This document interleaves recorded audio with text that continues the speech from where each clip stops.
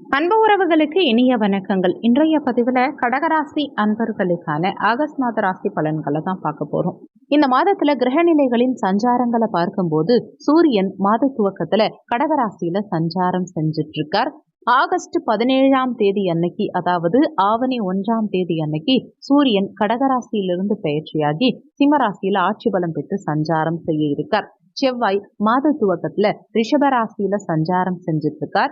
August 26ஆம் தேதி அன்னைக்கு, அதாவது ஆவணி 10ஆம் தேதி அன்னைக்கு ரிஷபராசியிலிருந்து பயிற்சியாகி மிதுன ராசியில சஞ்சாரம் செய்கிறார். புதன் பகவான் மாத துவக்கத்துல கடகராசியிலையும் ஆகஸ்ட் 31ஆம் தேதி அன்னைக்கு, அதாவது மாதத்தினுடைய கடைசி நாள் ஆவணி 15ஆம் தேதி அன்னைக்கு சிம்மமனையிலிருந்து பயிற்சியாகி கன்னிராசியில சூரியனோடு இணைந்து புதாதித்ய யோகத்தோட பலமா சஞ்சாரம் செய்ய இருக்கார்.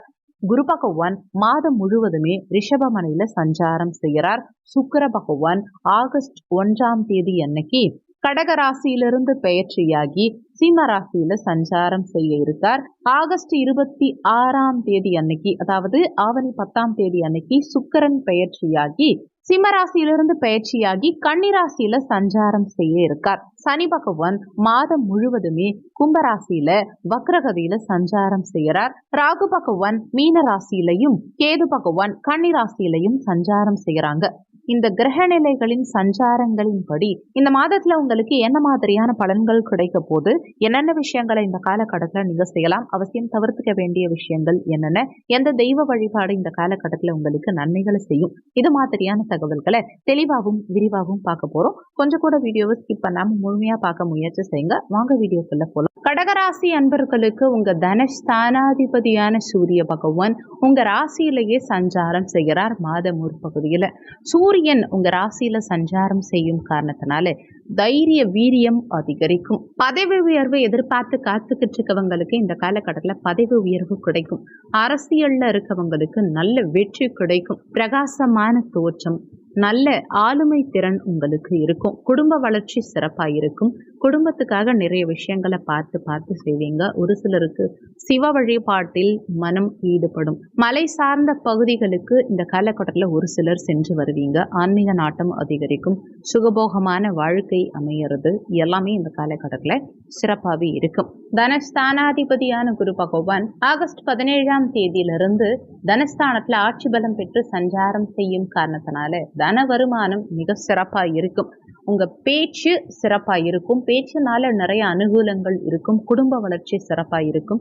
வாக்கு பலிதம் இருக்கும். சொன்ன சொல்ல காப்பாற்றுவீங்க.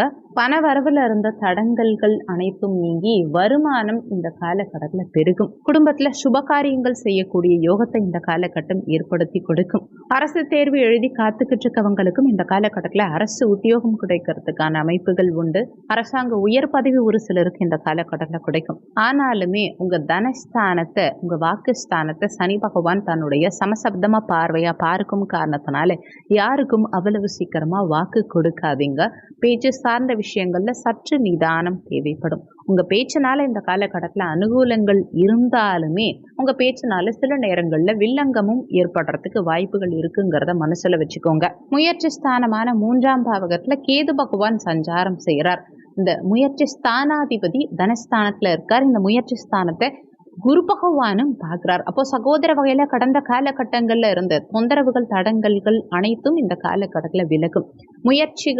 எடுக்கும் முயற்சிகளில் இந்த காலகட்டத்துல வெற்றி கிடைக்கும். சகோதர ஸ்தானத்தை குரு பகவான் பார்க்கும் காரணத்தினாலையும் சகோதர காரகனான செவ்வாய் பகவான் குருவோட இணைந்து பாக்கியாதிபதி குருவோட இணைந்து குருமங்கல யோகத்தோட சஞ்சாரம் செய்யும் காரணத்தினாலையும் சகோதர வகையில சிறப்பான முன்னேற்றம் இந்த காலகட்டத்தில் இருக்கும். பெயர் புகழ் இந்த காலகட்டத்தில் உங்களுக்கு மேலோங்கும். உங்க தனித்திறமைகளை உலகத்துக்கு வெளிக்காட்டக்கூடிய காலகட்டம் இதுன்னு சொல்லலாம். உபஜயஸ்தானமான 3ஆம் பாவகத்துல கேது பகவான் சஞ்சாரம் செய்யறது ஓரளவுக்கு விசேஷ பலன்களை கொடுக்கக்கூடிய அமைப்பு தான். எடுக்கும் முயற்சிகளில் வெற்றி கிடைக்கும். சுக்கிரனும் சுகஸ்தானாதிபதியும் லாபாதிபதியுமான சுக்கிரனும் மாத பிற்பகுதியில இந்த கேதுவோட இணைந்து சஞ்சாரம் செய்யும் காரணத்தினால கலை சார்ந்த துறைகள்ல இருக்கவங்களுக்கும், சினிமா சார்ந்த துறைகள்ல இருக்கவங்களுக்கும், எழுத்து சார்ந்த துறைகள்ல இருக்கவங்களுக்கும் இந்த காலகட்டத்தில் நல்ல முன்னேற்றம் இருக்கும். புதிய ஒப்பந்தங்கள் இந்த காலகட்டத்தில் ஒரு சிலருக்கு கிடைக்கும். பஞ்சமாதிபதியும் பாக்கியாதிபதியும் இணைந்து குருமங்கல யோகத்தோட லாபஸ்தானத்துல சஞ்சாரம் செய்யறது மிக மிக அற்புதமான அமைப்பு.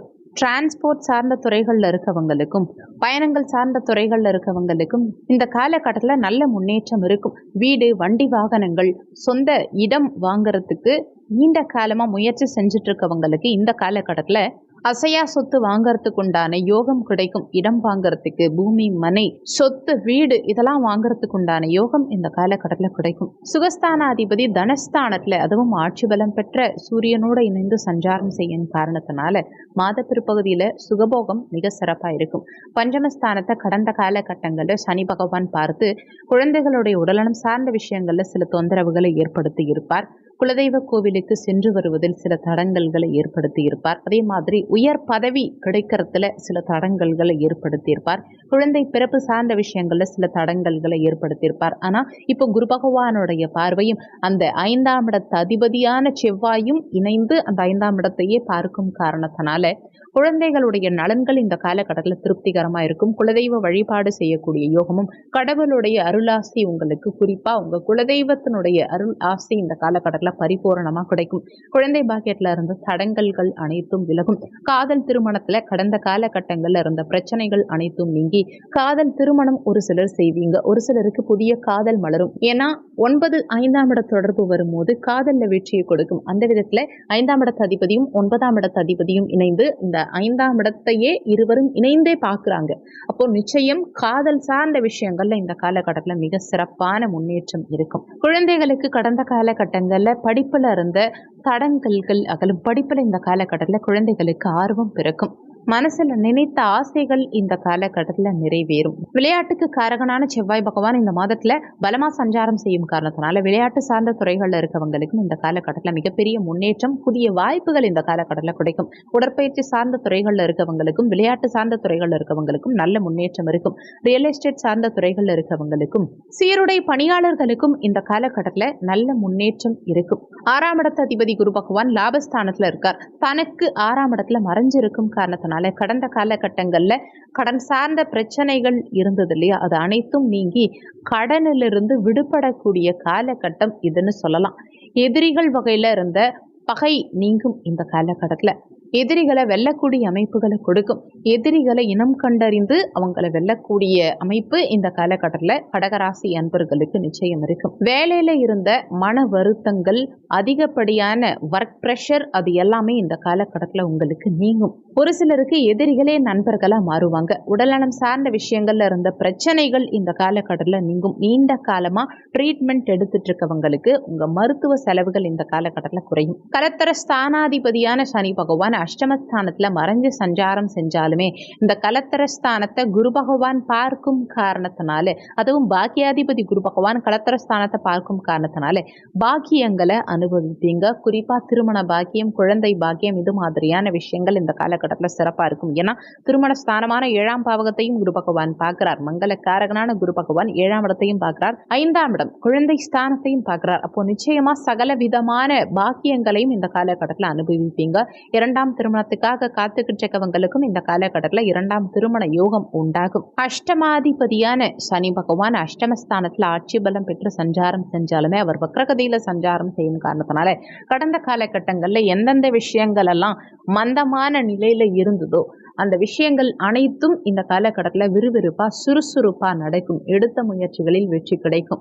திடீர் அதிர்ஷ்டத்தை கொடுக்கக்கூடிய ஸ்தானமும் இந்த 8ஆம் இடம். வலிவேதனைகளை கொடுக்கக்கூடிய ஸ்தானமான இதே 8ஆம் இடம் தான் திடீர் அதிர்ஷ்டத்தையும் கொடுக்கக்கூடிய ஸ்தானம். அந்த விதத்துல திடீர் அதிர்ஷ்டங்கள் கடகராசி அன்பர்களுக்கு இந்த காலகட்டத்தில் நிச்சயம் இருக்கும். கடனிலிருந்து விடுபடக்கூடிய யோகத்தையும், புதிய இன்வெஸ்ட்மெண்ட் செய்யக்கூடிய யோகத்தையும், அதுல முன்னேற்றம் காணக்கூடிய யோகத்தையும், எதிர்பாராத அதிர்ஷ்டங்களும் உண்டாகக்கூடிய காலகட்டத்தை இந்த மாதத்துல சனி பகவான் ஏற்படுத்தி கொடுப்பார். ஆனாலுமே உங்க சுயஜாதகத்துல சனி தசாவோ சனி புத்தியோ நடந்தா நீங்க கொஞ்சம் கவனமா இருந்துக்கணும். இந்த மாதத்துல உங்களுக்கு மனசுல புதிய தெம்பு பிறக்கும்.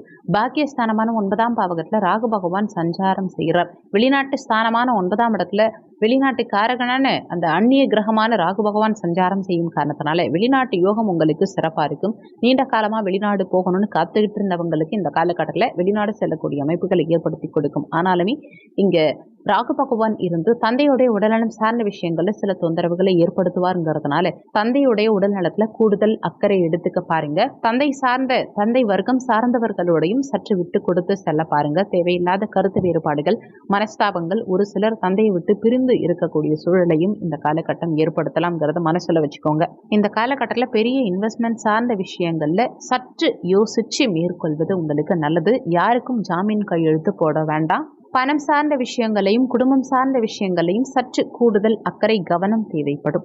ஏன்னா சனி பகவான் என்னதான் வக்ரகதியில் ஆட்சி பலம் பெற்று சஞ்சாரம் செஞ்சாலுமே அவர் தனஸ்தானத்தை, குடும்பஸ்தானத்தை, வாக்குஸ்தானத்தை பார்க்குறாரு இல்லையா?